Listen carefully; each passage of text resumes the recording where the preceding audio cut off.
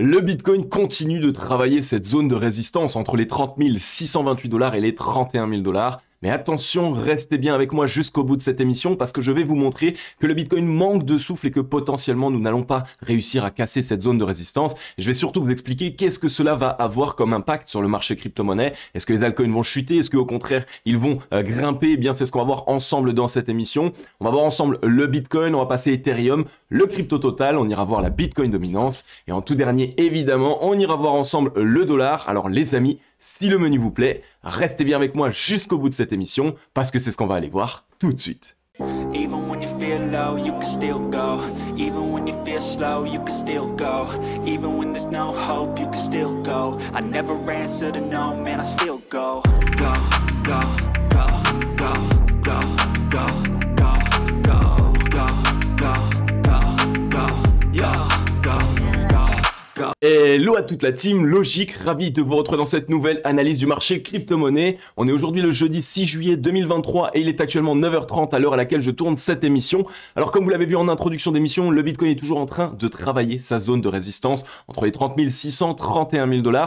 Mais attention, nous n'avons pas encore énormément de signaux qui nous montrent que le Bitcoin a beaucoup de force acheteuse et donc qu'il pourrait casser cette zone de résistance. Donc ça pourrait être un petit bull trap, vous allez voir avec moi, donc restez bien avec moi jusqu'au bout de cette émission. Je vais vous expliquer qu'est-ce qu'un bull trap mais surtout comment est-ce qu'il peut se mettre en place. On va directement, comme d'habitude, démarrer par une petite revue globale du marché. On est directement sur cette ouverture avec un Bitcoin de 0,1% en performance haussière. C'est clairement pour l'instant juste une consolidation. On n'est pas du tout sur une décision qui a été prise sur le Bitcoin. Et on voit surtout qu'il y a vraiment une petite indécision qui commence à se mettre en place sur le Bitcoin puisque les altcoins retracent. Ethereum avec moins 0,6%. On voit XRP qui retrace de 2%. Uniswap moins 3,2%. ADA Cardano moins 2,4%. On a le Chainlink aussi qui retrace de 2,4%, Avax de Avalanche avec quasiment 2% de baisse et Polkadot avec moins 1,4% et on voit même le Matic qui retrace de 3%. Bref, comme je vous l'avais expliqué dans l'émission de mardi, potentiellement que le Bitcoin allait créer ce type d'indécision parce que les altcoins ont quand même réalisé de belles performances et je pense que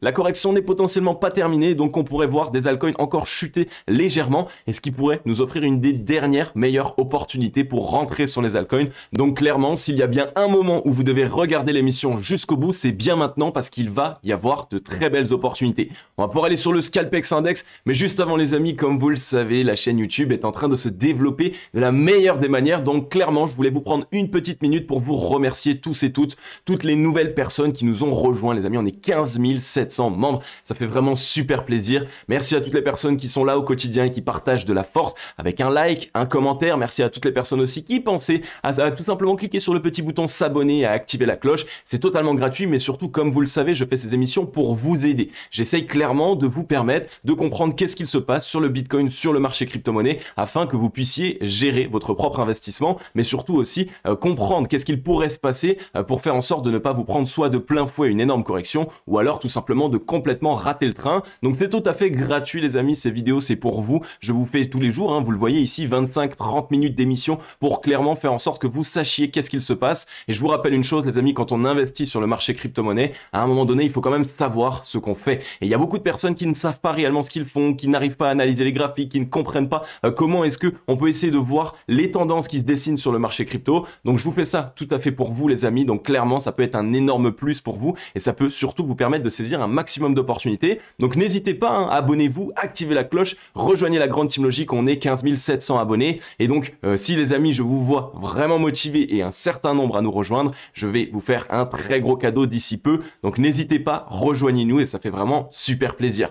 On va passer directement sur le Scalpex Index, un crypto fear and greed dans la neutralité 56. Donc on a légèrement dessoufflé et c'est une bonne chose. On était, je vous rappelle, dans la joie 62 et je vous avais dit attention, quand on arrive dans la joie 62 sous une zone de résistance, c'est assez rare qu'on vienne directement la franchir. Et donc de cette manière, on a déjà un léger retrait de la part de la psychologie du marché. Et vous le savez, la psychologie du marché, pour moi, c'est un des indicateurs ultimes. Et là, actuellement, on est toujours encore un petit peu trop euphorique sous cette zone de résistance. Donc je pense qu'il va nous falloir dessouffler un petit peu et qu'on pourrait refaire un tour dans le bas du range. Mais ça, c'est ce que je vais vous montrer directement. Donc attention, prudence, même si vous voyez un Bitcoin réaliser encore un petit rebond et voir des altcoins suivre, donc réaliser des performances haussières, attention, tout n'est pas encore joué. Et je vous rappelle que les whales, donc la smart money, elles ont le temps. Donc elles sont patientes, elles vont jouer directement avec tout ça. Donc ça peut se mettre en place sur 1-2 semaines, il y a largement le temps. Donc ne soyez pas pressés et attendez clairement des validations. Un social index sur Up, un market order flow en recherche d'achat fort ce matin.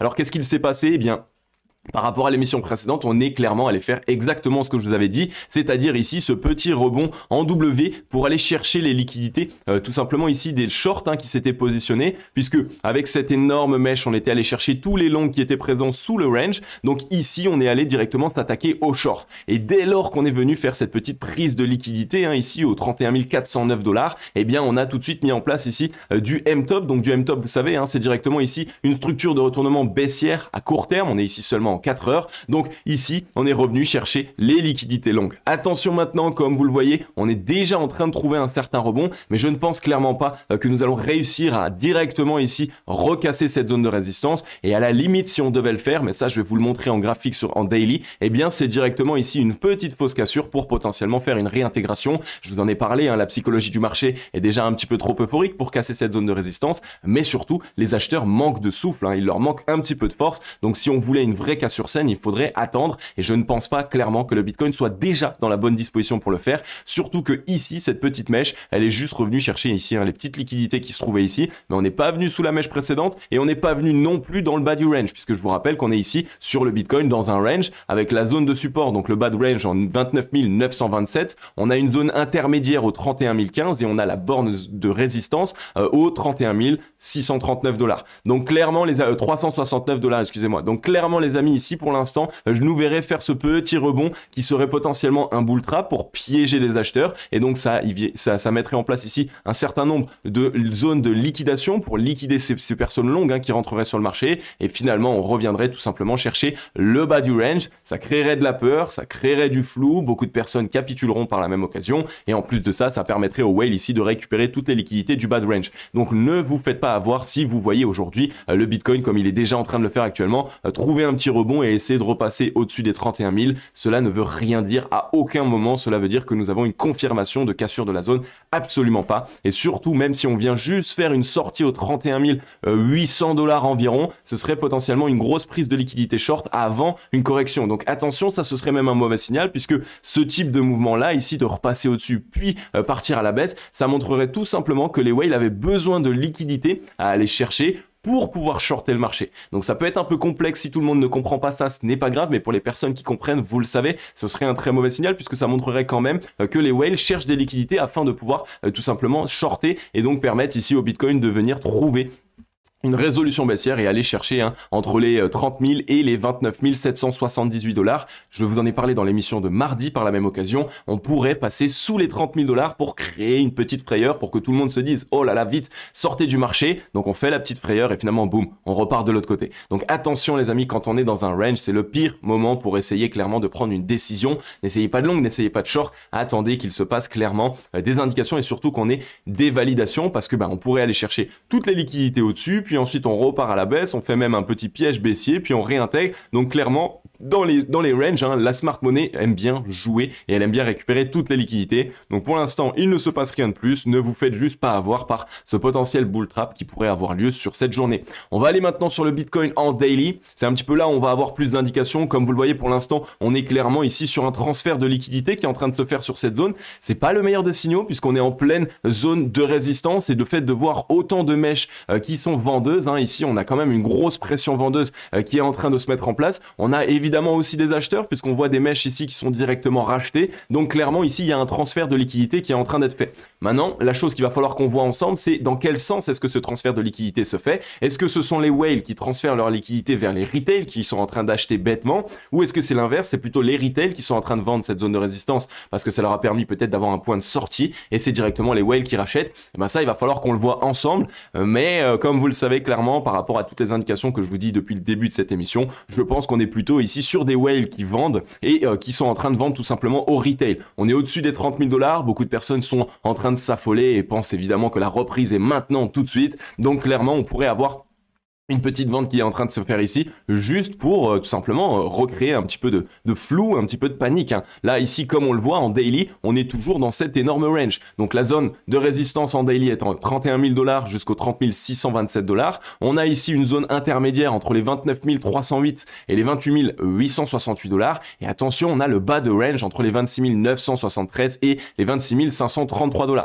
Pour l'instant, je ne nous vois pas revenir chercher ce bas de range puisque on a bien mis en place ici la fausse cassure baissière, reprise puisqu'on a vraiment pris toutes les liquidités du range et ensuite on est reparti en V-bottom. Donc on n'a pas grande liquidité à revenir chercher sous ce range et encore moins ici revenir chercher sur cette zone de support. Par contre, tout ce qui se passe ici, là, sous cette petite accumulation qu'on est en train de faire, ça pourrait être intéressant d'aller chercher et surtout, comme vous le savez, s'il y a trop de personnes qui sont rentrées à levier sur ces zones-là, eh bien il va falloir qu'on les sorte et donc depuis la zone actuelle, hein, donc on va dire que le prix moyen d'entrée ce serait les 30 809 $, eh bien il nous faudrait mettre en place une correction de 5% pour sortir tous les effets de levier x20 et plus, donc x20, x30, x50, x100. Et ensuite, si on voulait créer un petit peu plus de peur, hein, on pourrait essayer de revenir chercher, pourquoi pas les 28 110 $ pour faire une petite correction de 8,76% sur le Bitcoin. Et là, on sortirait tous les effets de levier jusqu'à x12. Donc x12, 15, 20, 30, 50, 100.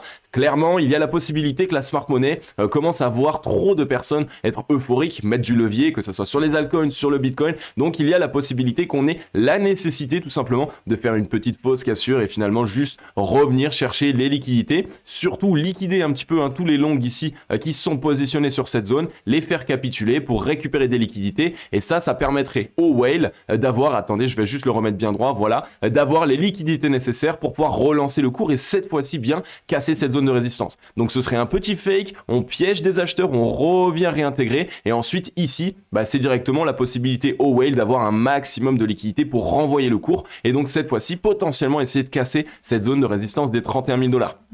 Alors, qu'est-ce qui appuie ce scénario et pourquoi est-ce que je ne nous vois pas actuellement casser cette zone des 30 000 ? Bien parce que regardez ici sur le ratio long short, on a presque plus de force. Déjà, dans un premier temps, on a rebondi sur un V-bottom, d'accord ? On a cassé la zone de neutralité, mais on ne l'a jamais retesté. Ça, c'est le premier signal. Deuxième signal, on est quasiment dans la zone de surachat. Donc, ça veut dire quoi ? Ça veut dire que les acheteurs sont presque essoufflés. On est sous une zone de résistance clé, on est presque essoufflé. C'est rare qu'on ait vraiment la force nécessaire pour le faire. Donc, même si jamais, comme je vous l'ai dit, on vient quand même essayer cette petite fausse cassure là, on pourrait prendre les 32 200, 32 278, mais ça pourrait être directement une vraie réintégration. Donc ici un fake, on vient réintégrer et on vient chercher des liquidités. Et seulement par la suite, si on a bien récupéré assez de liquidités, on pourrait se relancer. D'accord ? Donc ça, c'est tout simplement dans le momentum, on voit que les acheteurs n'ont plus assez de force pour casser une zone de résistance clé. Donc deux possibilités, comme je vous l'ai dit, soit on fait cette fausse cassure et on réintègre immédiatement, soit directement on fait quelque chose de plus propre et là ce serait sain, ce serait directement on revient tester la zone de neutralité tout de suite et ensuite seulement on essaye de rebondir dessus et donc là on transforme ça en W et donc ça ferait un petit peu ça sur le cours, hein, c'est un petit peu la même chose, on reviendrait ici potentiellement sur cette zone là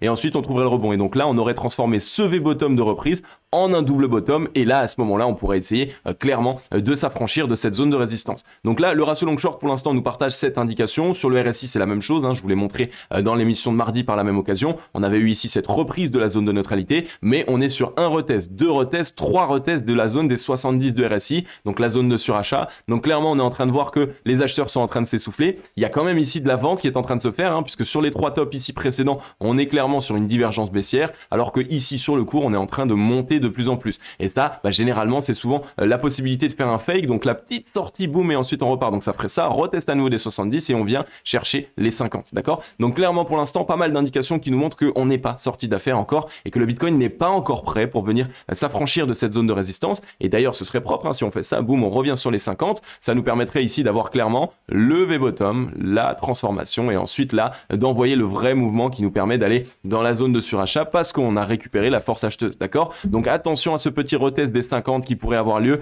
il y a pas mal de signaux qui nous le montrent actuellement. Je vous avais aussi expliqué qu'on avait un volume acheteur plutôt qui était décroissant sur cette montée, donc là ici on a eu la montée et depuis qu'on est en train d'hésiter un petit peu dans cette zone, on a clairement un volume acheteur qui est décroissant, donc c'est aussi une des raisons pour lesquelles ça nous montre potentiellement que là c'est plutôt la smart money qui est en train de vendre certaines positions pour des retail. Donc il y a beaucoup trop de personnes potentiellement qui veulent acheter du Bitcoin parce qu'on a cassé les 30 000. Donc les whales vont commencer un petit peu à vendre. Ensuite on fait tout simplement capituler ces personnes et par la suite les whales rachètent et on peut essayer de repartir. Ok ? Donc clairement, restez prudent, c'est pas le moment de FOMO et surtout, attendez parce qu'on pourrait avoir de bien meilleures opportunités. Et sur le MACD, pour l'instant, il y a vraiment rien à dire de plus. On a un petit peu décéléré, on est au contact de la zone de neutralité. Rien à dire de plus pour l'instant sur le MACD. On a toutes les indications qui nous ont été partagées par le RSI ainsi que le ratio long short. Et si on regarde sur le ruban, bien regardez ici, il est très bien orienté. On a vraiment ici une très grosse zone de support puisque vous le savez, le ruban quand il est orienté de cette manière, quand le prix est au-dessus et surtout qu'il est très épais, il joue une zone de support super importante. Donc ici, il est entre les 29 971 et les 27 850. Donc clairement, le prix devrait revenir trouver rebond dessus. Donc c'est pour cette raison que je pense qu'aujourd'hui, on va faire la petite fausse cassure. On va revenir, repasser un petit peu dans le ruban de moyenne mobile. Et là, ça nous fera 3 zones de support clés. Premièrement, les 0,382 qui sont juste ici aux 28 902 $. Deuxièmement, la zone pivot ici avec ce rectangle orange entre les 29 280 et les 28 846. Et ensuite, le ruban de moyenne mobile. Donc clairement ici, on a la chance d'avoir de grosses zones de support en dessous de nous. Donc c'est pas parce que ici on fait cette fausse cassure et qu'on réintègre qu'on va repartir bien plus bas. Non, au contraire, on va tout simplement potentiellement revenir consolider encore une fois cette zone. Je vous en ai parlé, les whales, la smart money ont vraiment cette envie de consolider cette zone des 30 000 $. Et c'est pour ça que je pense que le Bitcoin va continuer son range. On est toujours ici dans cette consolidation et je pense clairement qu'on peut continuer de consolider comme ça. Par la suite, une fois qu'on aura décorrélé, donc une fois qu'on aura bien fait ça, à ce moment-là, cette zone entre les 31 000 et les 28 730 $ deviendra une zone de support extrêmement importante. Donc voilà pour le Bitcoin, pas grand chose à dire de plus. Pour l'instant, on a un petit peu tout ce qui est toutes les informations qui sont un petit peu entre nos mains. C'est tout simplement ici cette hésitation sur cette zone de résistance. Donc je ne pense clairement pas que nous avons la possibilité de le casser directement. Maintenant, on passe sur Ethereum. Alors sur Ethereum, c'est un petit peu pareil. Je vous rappelle qu'on avait eu ici ce rebond en V-bottom, petite transformation. On essaye de travailler le W, donc on a voulu ici récupérer la ligne de coup, mais on voit qu'on a directement réintégré. Ethereum manque de souffle par la même occasion. Regardez ici, les volumes sont complètement décroissants, donc on n'est pas encore ici à l'aube de pouvoir essayer de recasser complètement toute cette zone de résistance, parce que je vous rappelle que sur Ethereum, on est dans ce triangle de compression. Je vais vous enlever le ruban pour que vous voyez mieux. Donc on est ici tout simplement avec cette traîne qui nous maintient à la hausse et cette zone de résistance qui elle nous fait barrage. Donc entre les 2092 $ et les 1756. Donc clairement sur Ether, ça peut être la même chose sur Bitcoin. On vient faire la fausse cassure pour prendre les liquidités d'ici. Donc là, on liquide des shorts et ensuite on vient directement rechercher les liquidités longues cette fois-ci, repasser sous les 1810, voire même sous les 1700. Et même si jamais peut-être sur Ethereum, parce qu'on ne sait pas vu que c'est un altcoin, si le Bitcoin retrace de 7-8%, Ether pourrait prendre moins 15, moins 16. Donc ça pourrait permettre ici de revoir un Ether tout simplement, voilà, rechercher les 1600, donc sous les 1700 $. D'accord? Donc attention, prudence encore une fois sur Ethereum, je n'ai toujours pas le bon feeling, je pense clairement que Ether n'est pas encore dans sa reprise. Ensuite, si on regarde sur le RSI, c'est plutôt intéressant pour l'instant, mais on commence à avoir un petit peu de mal à vraiment s'affranchir puisque on était passé sur la zone de neutralité, on a trouvé le rebond, mais on voit qu'on a du mal actuellement à s'en affranchir, donc attention à ça qui pourrait clairement nous ramener dans les bas-fonds et revenir chercher un mouvement un petit peu plus baissier sur Ethereum. Prudence évidemment. Si on regarde sur le ratio long short, là pareil, on commence à manquer de souffle, on a eu ce rebond en V-bottom, mais on n'arrive pas à se décorréler de la zone de neutralité. Donc là, clairement, on est en train potentiellement d'essayer d'assister à du momentum qui risque de se déverser pour les vendeurs. Donc attention sur Ether, on a eu un petit peu de volume vendeur aussi par la même occasion sur ces deux chandeliers japonais. Donc attention. Et maintenant sur le MACD, le MACD, lui, nous partage déjà un petit peu plus d'indications puisqu'on a bien ici ce M qui est en train de se mettre en place. Donc, on va aller s'attaquer à la zone de neutralité potentiellement. Et comme vous le savez, si on affranchit cette zone à la baisse, c'est à ce moment-là, clairement, on risque d'avoir un mouvement baissier plus important. Et surtout, malheureusement, un M puis une cassure de la zone de neutralité, ça montrerait sur Ether que les vendeurs sont en train d'essayer de réaliser à nouveau un mouvement et surtout en train d'essayer de récupérer le momentum. Donc, on pourrait clairement repasser plus bas pour cette fois-ci permettre aux acheteurs de récupérer de la force et essayer de se relancer. Ok? Donc, sur Ether, pour l'instant, pas grand chose à dire de plus. On est dans une très grosse zone de résistance. On est en train de manquer de souffle acheteur et on n'a pas vraiment ici beaucoup de signaux qui nous montrent que Ether pourrait venir casser cette zone. Ok, donc soyez prudents. Ethereum, pour l'instant, on peut l'attendre tranquillou. On a encore potentiellement plus d'opportunités qui viendra par la suite. Ensuite, on est ici directement sur le crypto total. Sur le crypto total, c'est toujours la même chose. Retest de cette zone de résistance entre les 1178 milliards et les 1158 milliards. On voit qu'on est en train de travailler cette zone. Et là, pareil, regardez ici, transfert de liquidité qui se fait relancer et par la même occasion ici des acheteurs qui sont derrière. Donc il y a quand même des acheteurs qui essayent d'acheter un maximum d'altcoins et il y a pas mal de vendeurs aussi. Donc clairement je pense qu'une fois de plus c'est la smart money qui cherche un petit peu à vendre. Pourquoi? Bah ça peut être une belle prise de profit déjà dans un premier temps, mais surtout peut-être qu'ils sont en train d'essayer de se prémunir d'une correction qu'ils veulent mettre en place. Et je vous rappelle que depuis cette zone, une correction ici qui reviendrait à aller chercher on va dire les 1054 milliards, ce serait 10% de correction sur le crypto total. Si on revient chercher les 0,5, ce serait ici 7,59%. Bref, ça pourrait être quand même une correction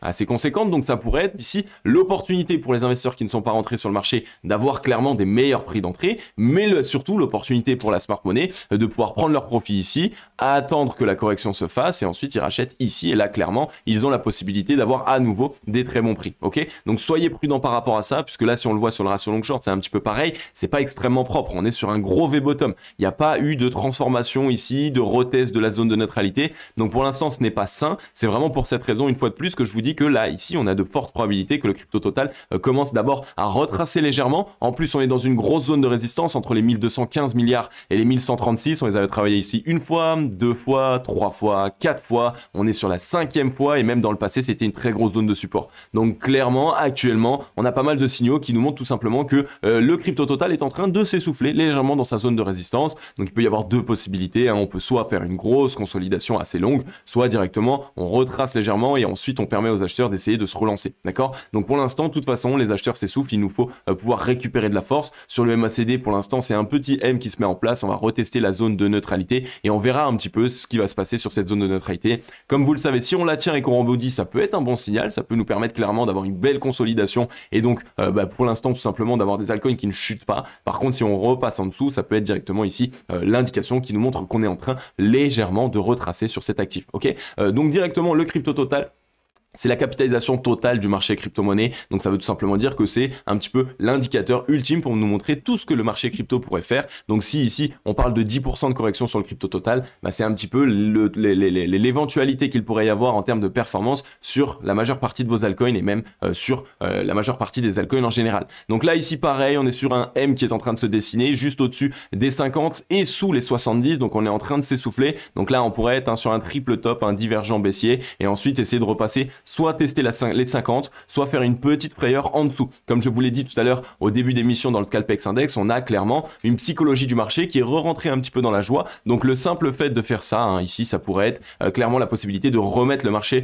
dans la peur. Et donc quand on est dans la peur, bah, c'est là que la smart money va s'amuser. Et là, on aurait parfaitement le double bottom pour s'affranchir de cette zone de résistance. Donc clairement, ça pourrait être ici potentiellement la dernière opportunité d'entrée, la meilleure dernière opportunité d'entrée avant potentiellement un retest de cette zone de résistance, mais en fonction de si les acheteurs ont bien récupéré de la force, ça pourrait même être clairement la cassure de cette zone de résistance. Ensuite, on passe sur le Bitcoin dominance. Sur la Bitcoin dominance, regardez ici, on est en train d'essayer de mettre en place une structure. On va voir un petit peu. Pour l'instant, ce serait un petit peu trop tôt de vous annoncer directement un M parce qu'on n'y est pas encore, mais c'est ce qu'on pourrait essayer de voir. Le volume qui est en train de corriger. On a eu ici une grosse décision de la part des vendeurs qui a ravalé ici 5 jours de hausse de la Bitcoin dominance. Donc clairement, on est en train d'hésiter un petit peu, on est en train de manquer de souffle. On est passé ici sur un M des 70 directement jusqu'au 61,40. Donc là, on pourrait faire le petit rebond de retest des 70 et ensuite se faire rejeter. Donc ça ferait ça et ensuite, boum, on se fait rejeter. Un M qui se met en place. On revient tester la zone de neutralité et donc on reviendrait tester la zone ici de résistance des 48,61% sur la Bitcoin dominance. Donc clairement, ça pourrait être ici la possibilité après ce mouvement-là d'avoir ici de très belles opportunités sur les alts parce que sur toute la correction de la Bitcoin dominance, ça montrerait que les liquidités vont se déverser sur les altcoins. Ici, pareil, on est venu faire une petite sortie tout simplement au-dessus de la zone de neutralité et puis là, on est déjà recassé la zone de neutralité. Donc ce qui pourrait se passer, c'est le retest et ensuite voir ce qui se passe. Normalement, on pourrait se faire rejeter puisque clairement, on manque de souffle. Donc, une fois de plus, un signal qui nous montre que le momentum est en train de se déverser pour les vendeurs. Et sur le ratio long short, c'est pareil. Là, ici, on est revenu dans la zone de surachat. On a croisé à la baisse. Donc là, clairement, on est en train d'essayer de mettre en place la petite deuxième rebond pour tout simplement par la suite corriger et revenir chercher la zone de neutralité. Donc, ça pourrait être le signal magnifique pour nous dire clairement le Bitcoin met une petite correction, 6-7%, et les altcoins corrigent bien plus. Donc, ça permet à la Bitcoin dominance de monter, de retrouver ce rebond.